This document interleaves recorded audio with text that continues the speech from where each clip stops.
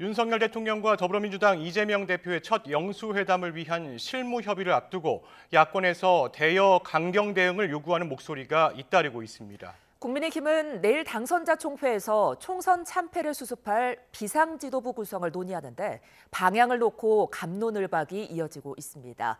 국회 취재기자 연결합니다. 이준엽 기자. 네, 국회입니다. 네, 영수회담 준비 상황부터 전해주시죠. 네, 민주당은 천준호 당대표 비서실장을 소통 창구로 용산 대통령실 측과 일정과 의제, 배석자 등을 조율하기 위한 실무 협의를 준비하고 있습니다.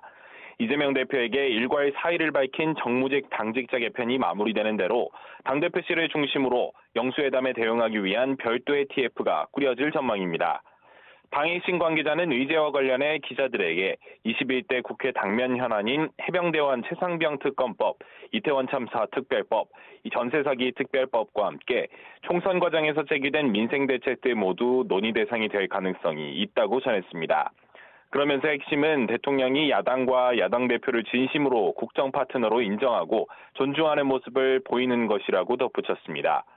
민생과 관련해선 최근 물가 상황과 함께 이재명 대표가 총선 공약으로 내걸었던 전국민 1인당 25만 원 민생회복지원금이 거론될 수 있다는 관측이 나옵니다.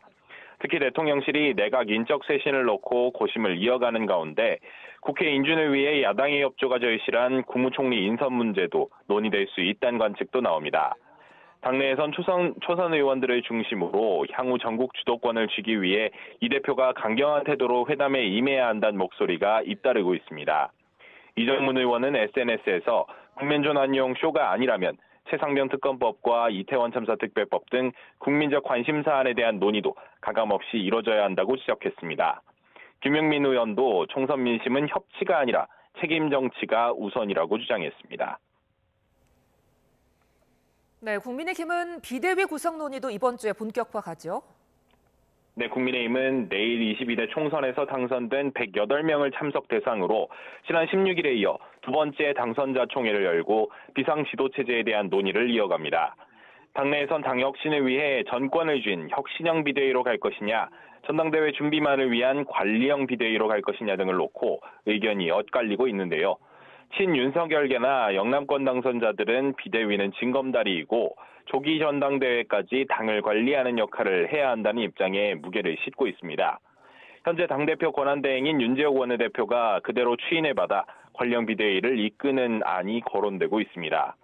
그러나 윤상현 의원 등 수도권 일부 당선인들은 이번 기회에 당 체질을 개선할 것을 요구하며 혁신형 비대위 필요성을 주장하고 있습니다. 특히 원외 조직위원장들이 강한 쇄신 요구와 함께 혁신형 비대위뿐 아니라 집단 지도체제나 전당대회 규칙 개정 등 다양한 요구를 쏟아내면서 윤 원내대표의 고심이 깊어지고 있습니다. 여기에 최상병 특검법 처리와 관련한 야당의 압박 수위도 높아지고 있어서 남은 21대 국회 원내 운영을 맡아야 하는 윤 원내대표로서는 부담이 작지 않은 상황입니다. 한동훈 전 비대위원장과 홍준표 대구시장이 선거 패배 책임론을 두고 설전을 이어가는 등 당내 의견 충돌도 잇따르면서 혼란이 이어지는 분위기입니다. 지금까지 국회에서 전해드렸습니다.